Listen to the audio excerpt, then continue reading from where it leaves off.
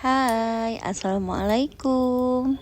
Untuk lokasi pertama, kita mulai make up dari jam 1 ya. Lokasi pengantin kali ini di daerah Cikanyere. Nama bride-nya Kak Fitri. Di sini kita belum bisa menyalakan ring light dikarenakan kendala listrik. Setelah sekian lama akhirnya bisa pakai ring light, tapi masih dengan daya watt yang rendah. Alhamdulillah sudah terlihat glowing-glowingnya. Pengambilan video masih di posisi backlight ya, karena sedang pemasangan melati juga di belakang. Kalau tidak dikasih pencahayaan gelap ya, soalnya kamarnya kurang penerangan. Oke, kita lanjut pasang melati ya.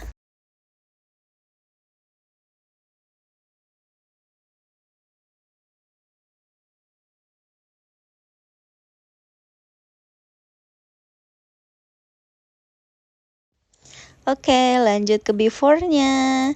Ini untuk before pengantinnya ya. Dan ini untuk afternya. Alhamdulillah, akhirnya kita bisa pakai ring light yang biasa kita pakai. Masya Allah, cantik sekali dan pangling banget ya dari before-nya. Bismillah, lancar ya untuk acara hari ini. Kita lanjut ke lokasi kedua. Bye-bye. Assalamualaikum.